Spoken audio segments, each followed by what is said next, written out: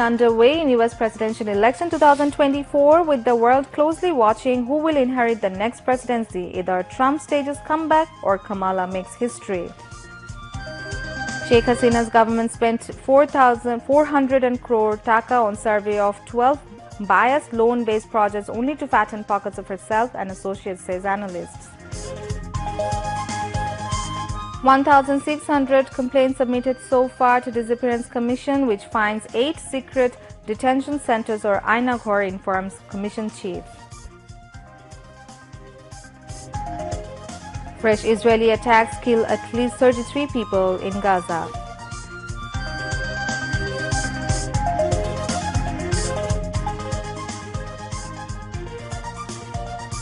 And Bangladesh to play against Afghanistan in the first ODI of 3-match series in Sharjah tomorrow.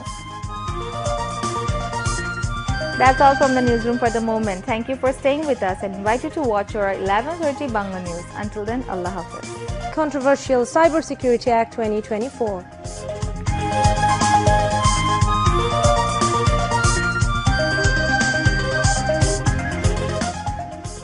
Chief Advisor Professor Muhammad Yunus called for developing Bangladesh in a way so that we should not always go to the world, rather the world comes to us.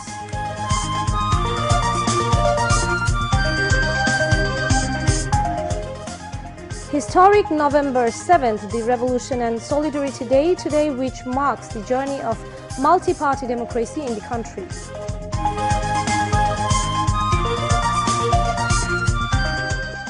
BNP Secretary General Mirza Fakhrul Islam Alamgir calls for resisting imperialism, saying fascist Awami League always conspired to destroy the BNP.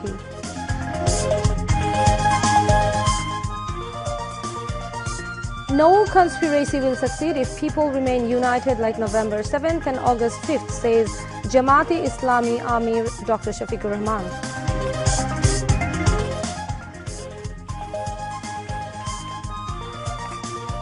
Newly elected US President Donald Trump pledged to implement his election promises as Kamala Harris conceded the election, vowing to continue her political struggle. And West Indies win the Barbados series 2-1, beating England by 8 wickets.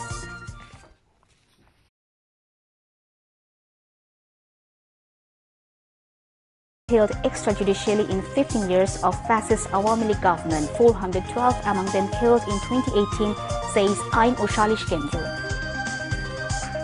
Amount of remittance increasing every month. Bangladesh bank's reserves reach $20 billion based on expatriate earnings.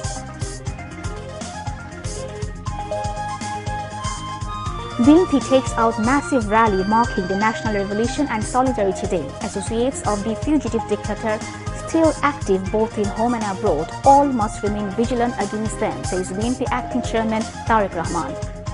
Supply of winter vegetables reduces most vegetable prices. Consumers urge for stronger monitoring to reduce prices of essential commodities like potato and onion. More than 100 people killed in Israeli attacks in Gaza and Lebanon. 70% of those killed in Gaza are women and children, says the United Nations. Donald Trump likely to swear in as the US president on 20 January. Speculations and calculations going on who will be part of his new cabinet. And Bangladesh will face Afghanistan in the second ODI in Sharjah tomorrow. And that was all from the newsroom for the moment. Thank you for staying with us. Dear viewers, we invite you to watch our next 11:30 Bangla News. Till then, Khuda Hafiz.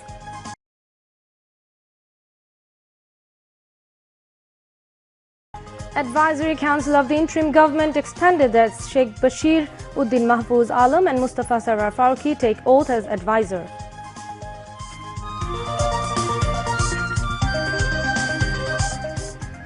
Chief Advisor Professor Muhammad Yunus urges Singapore to help recover the huge amount of laundered money from Bangladesh.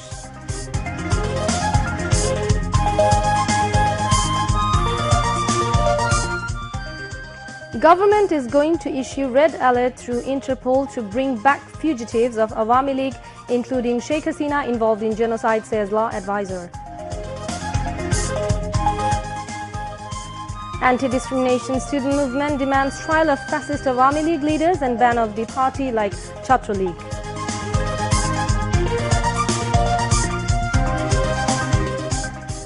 At least 24 Awami League leaders became ministers and MPs with foreign citizenship, violating the constitution, reveals ACC investigation. Kyiv launches its biggest drone attack on Moscow since the war began.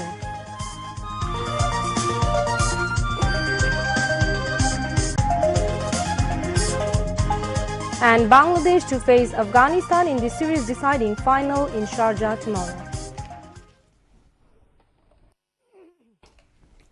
Assalamu alaikum. I'm Tuli Komolika Das, welcoming you all to News at 10. You have just heard the highlights. Let's move on to the details. The Council of Advisors has been expanded with 3 new phases. Newly appointed 3 advisors, businessman Sheikh Bashiruddin, Chief Advisor Special Assistant Mahfuz Alam, and cultural personality filmmaker Mustafa Sarwar Farooqi took oath today. President Muhammad Shahabuddin administered the oath at Darbar Hall of Bango Bhavan this evening. Chief Advisor of the interim government, Dr. Muhammad Yunus, was present. Ami সশ্রদ্ধ চিত্তে শপথ করিতেছি যে আমি আইন অনুযায়ী অন্তর্বর্তীকালীন সরকারের উপদেষ্টা পদের কর্তব্য বিশ্বস্ততার সহিত পালন করিব। আমি বাংলাদেশের প্রতি অকৃত্রিম বিশ্বাস ও আনুগত্য পোষণ করিব। আমি সংবিধানের রক্ষণ সমর্থন ও নিরাপত্তা বিধান করিব এবং আমি ভীতি বা অনুগ্রহ অনুরাগ বা বিরাগের বশবর্তী না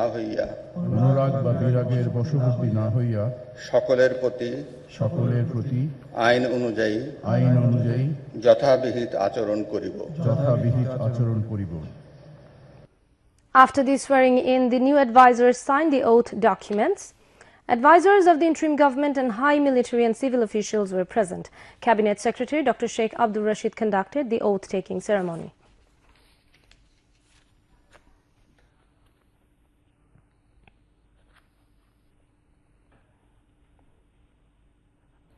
Chief Advisor Professor Muhammad Yunus urged Singapore to help recover billions of dollars laundered from Bangladesh and minimize the cost of migration from the country. The Chief Advisor made the call when Singapore's High Commissioner to Bangladesh, Derek Low, called on him at his Tejgaon office in Dhaka this noon. Professor Yunus said that a lot of money was siphoned off from Bangladesh to many countries, including Singapore. He sought all-out cooperation from Singapore in this regard. High Commissioner Low informed the Chief Advisor that his government is pledged to extend cooperation with Dhaka. Professor Yunus also urged the island nation to work with Dhaka in its goal to significantly cut the cost of recruitment of workers from Bangladesh. He said the interim government wants to bring down the cost of migration with a view to helping the country's overseas workers remit more money to their families. We want to create a model structure with Singapore on reducing recruitment costs, he said. Derek Low too expressed Singapore's desire to work with Bangladesh, saying they want to remove rent-seeking from the recruitment process.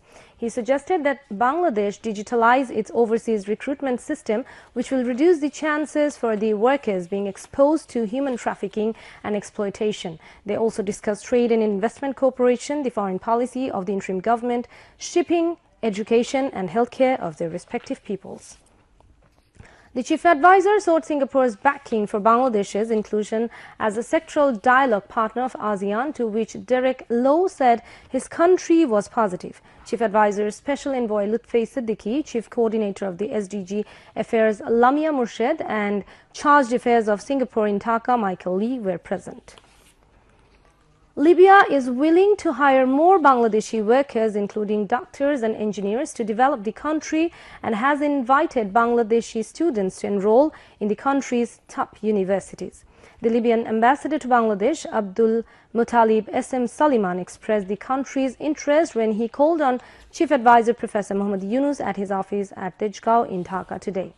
Ambassador Salman acknowledged Ambassador Saliman acknowledged the contribution of the Bangladeshi workers in Libyan society, saying that they had a greater role to play in the country, especially in the field of agriculture. Chief Advisor Professor Yunus insisted that Bangladesh and Libya can work together to stop illegal migration and human trafficking. He also urged the ambassador to work on increasing bilateral relations between two countries for increasing trade and investment. Ambassador Saliman emphasized the resumption of air connectivity between the two countries, seeking cooperation from Bangladeshi authorities to this end. Chief of Army Staff General Waqaruzzaman has paid a call on Chief Advisor Professor Muhammad Yunus today. The meeting was held at the Chief Advisor's Tejgah office. Law advisor Dr. Asif Nazrul has said the interim government is going to issue red notice alert through the Interpol in order to bring back the absconding leaders and activists of the Awami League, including Sheikh Hasina. He said this to journalists after visiting the renovation work of the International Crimes Tribunal's old building today. The law advisor said the Awami League filed baseless allegations with the International Criminal Court to tarnish Bangladesh's image, but the government does not take it into cognizance. Speaking on the occasion, Chief Prosecutor said steps will be taken for trial of the Awami League as a party once the government decides.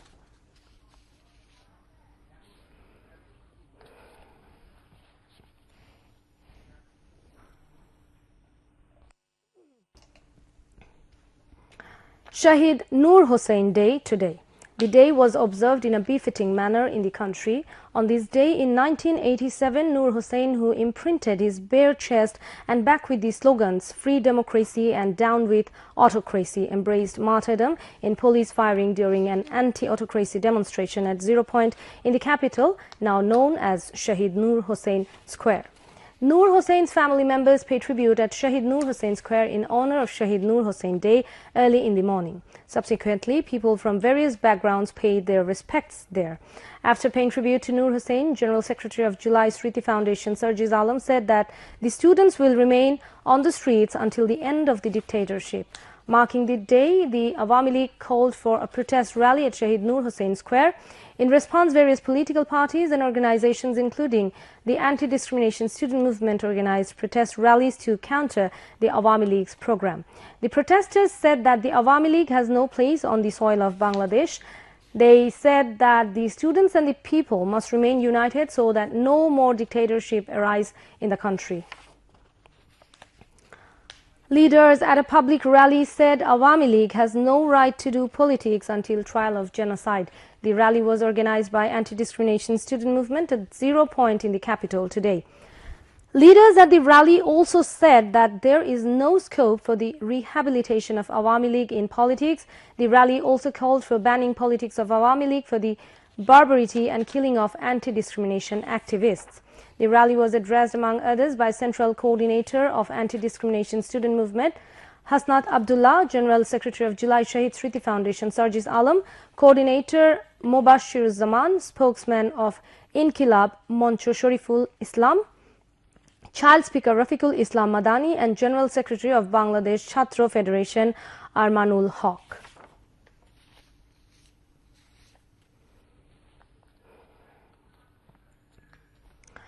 At least 24 leaders of Awami League became ministers and members of the parliament with foreign citizenships defying the country's constitution. 5 of them are now in jail. The rest did not appear publicly after 5th of August. According to Article 66 of the Constitution of Bangladesh, a person cannot be a member of parliament or a minister if he has the citizenship of a foreign country.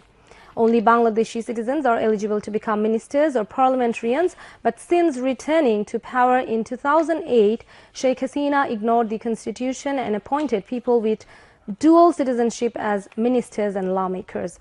According to the Anti-Corruption Commission, Awami League ministers AHM Mustafa Kamal, Tajul Islam, Saifuzzaman Chaudhry, Khalid Mahmood Chaudhry and Mahbub Ali have British citizenship.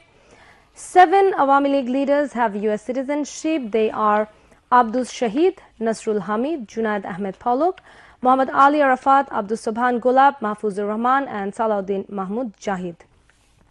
On the other hand, 6 have Canadian citizenship. They are Abdurrahman Mahbubul Alam Hanif, Alauddin Ahmed Chaudhry, Nasim Shamim Usman, Shafiqul Islam Shimul and Habib Hassan. Former LGRD Minister Khandakar Musharraf Hussain has Swedish citizenship. Former Railways Minister Jilul Hakim has permission to stay in Japan. Former lawmaker Tanvir Hassan alias Choto Monir is a German citizen. Former lawmaker M.A. Wahid has taken Papua New Guinea's citizenship. Sheikh Hasina's former private investment advisor Salman Fazlur Rahman is a citizen of Cyprus. Former Foreign Minister Hassan Mahmoud has resident card of Belgium. Chief of Anti-Corruption Reform Commission Iftikharul Zaman said ministers and parliamentarians have violated the multi-dimensional criminal law and authoritarianism has flourished in the country due to dual citizenship.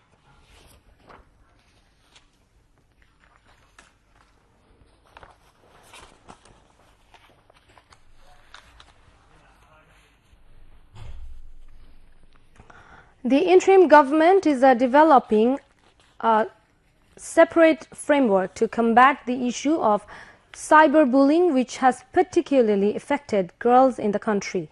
Advisor to the Ministry of Post, Telecommunications and Information Technology, Nahid Islam stated this during a meeting with a delegation from the US-based non-profit organization, the Carter Center in Dhaka today.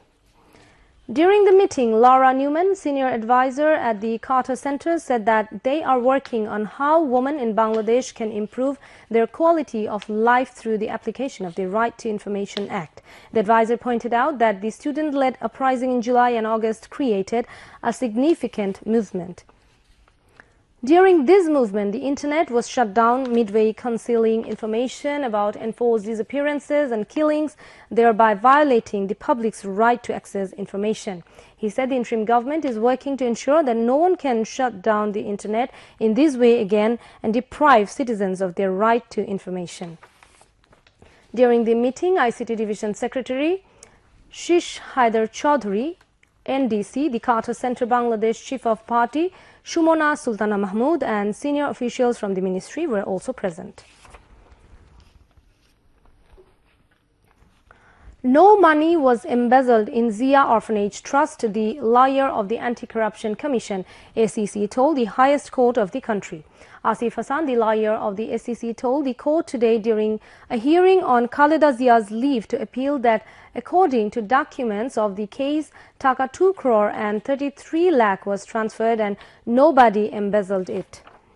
The appellate division will pronounce its verdict tomorrow on the leave to appeal. Former Prime Minister Khaleda Zia was sentenced to 10 years in jail in this case filed by the ACC on charges of corruption, and she had to stay in jail for 25 months. Lawyers for Khaleda Zia said the former Prime Minister was sentenced to 5 years in jail out of political vengeance in Zia Orphanage Trust case on February 8 in 2018.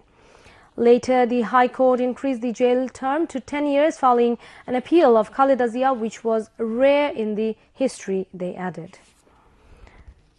Now, moving on to the international news. A massive drone strike rattled Moscow and its suburbs overnight, injuring a woman and temporarily closing Russia's busiest airport. Moscow Mayor Sergei Sobyanin said a total of 32 drones were shot down over the Russian capital's outskirts. Russia's aviation authorities said flights were briefly grounded at major international airports, including Sheremetyevo and Domodedovo. A woman in her 50s suffered burns to her face, neck and hands after drones sparked a blaze in her village southeast of Moscow, local government Andrei Vorbov reported. Russian channels on the messaging app Telegram carried eyewitness reports of drone debris setting fire to suburban homes. Meanwhile, a top UK defense official said Russian forces have suffered their worst month of casualties in October since their full-scale invasion of Ukraine in February 2022.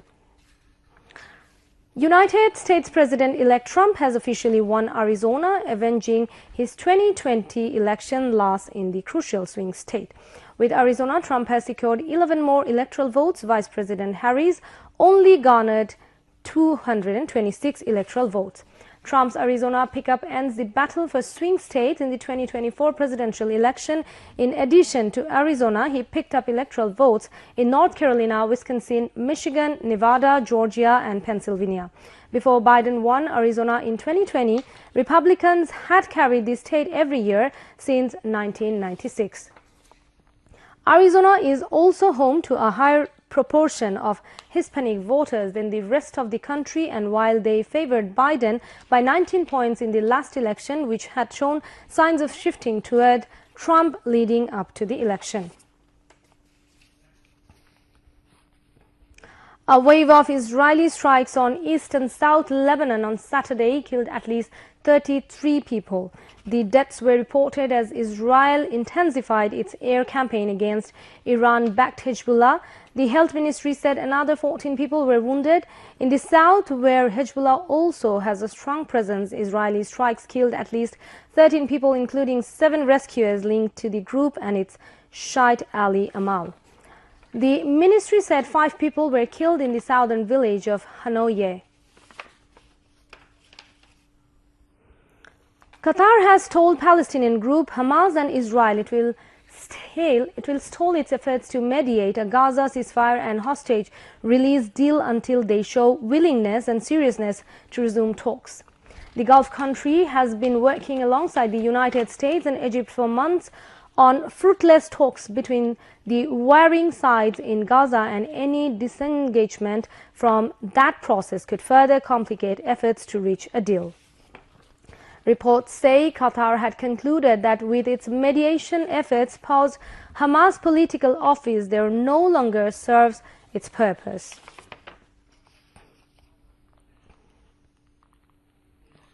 The United States and the United Kingdom have launched airstrikes in Yemen, including the capital Sana'a, with the Pentagon saying it targeted advanced weapons storage facilities in the raids. A television station run by the Houthi rebel group has reported that parts of Sana'a, the northern Amran governorate, and other areas were hit overnight.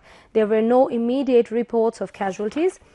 The Pentagon told the AFP news agency that it targeted facilities which contained various weapons used to target military and civilian vessels navigating international waters throughout the Red Sea, and the two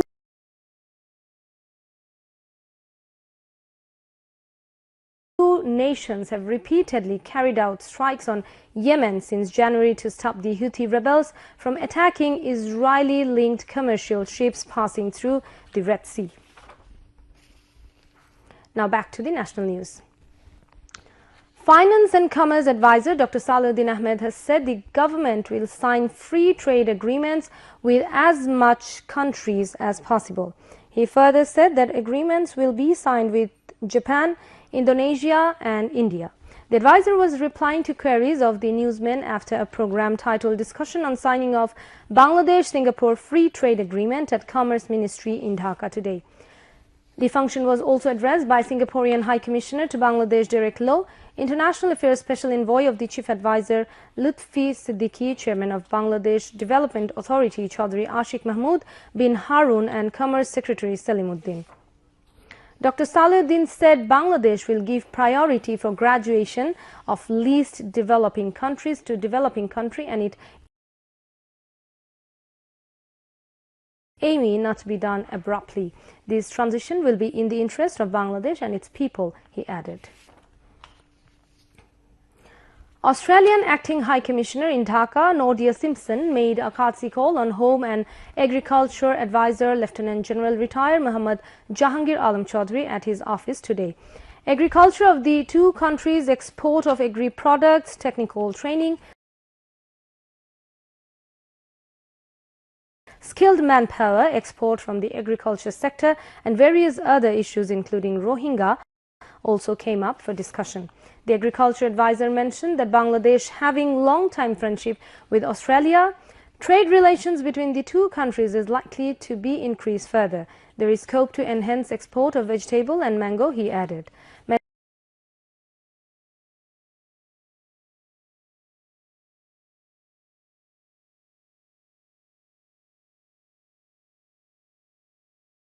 mentioning that the number of forcibly displaced Rohingya people from Myanmar is on the rise. The advisor sought cooperation of Australia in this regard. The Australian envoy showed interest in importing Bangladeshi agricultural products and laid emphasis on ensuring quality of products by following the specific protocol. Senior officials of Agriculture and Home Ministry were present. Now moving on to weather. Met Office in its weather forecast till 6 p.m. tomorrow said rain or thunder showers is likely to occur at one or two places over Khulna, Borishal and Chattogram divisions. Besides, weather may remain mainly dry with temporary partly cloudy sky elsewhere over the country. Night temperature may rise slightly and day temperature may remain nearly unchanged over the country, said the Met Office.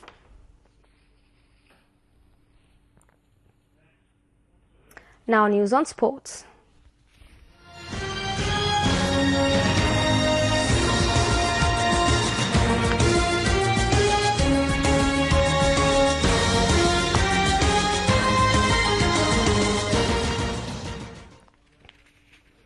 Bangladesh will take on Afghanistan in the third and final ODI of the series in Sharjah tomorrow. The match will start at 4 p.m. Bangladesh Standard Time at Sharjah Cricket Stadium. Earlier, Bangladesh lost to Afghanistan by 92 runs in the first match. However, the Tigers levelled the three-match series by 1-1 with a 68 runs victory in the second match. Pakistan defeated Australia by 8 wickets in the third and final ODI to win the series by 2-1 in Perth today. Batting first after losing the toss, Australia were bowled out for just 140 runs in 31 overs, 5 balls. Shaheen Shah Afridi and Nasim Shah took 3 wickets each. In reply, Pakistan scored 143 runs for just 2 wickets in 26 overs, 5 balls. Saim Ayub scored 42 and Abdullah Shafiq scored 37, while Babar Azam and Mohammad Rizwan were not out on 28 and 30 respectively. Harris Rauf was adjudged man of the match and man of the series. We are at the end of the news. Before ending, headlines once again. Advisory Council of the Interim Government expanded as Sheikh Bashiruddin, Mahfouz Alam and Mustafa Sarwar Farooqi take oath as advisor. Chief Advisor Professor Muhammad Yunus urges Singapore to help recover the huge amount of laundered money from Bangladesh.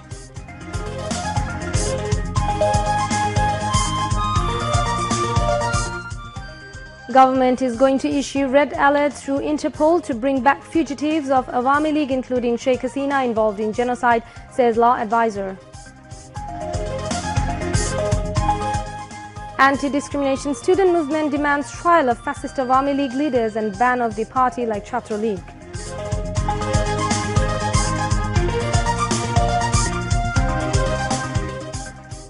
At least 24 Awami League leaders became ministers and MPs with foreign citizenship, violating the constitution, reveals SEC investigation.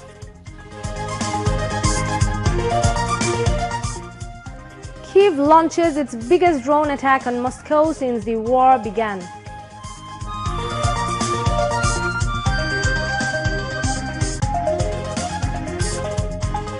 And Bangladesh to face Afghanistan in the series deciding final in Sharjah tomorrow. And that's all from the newsroom for the moment.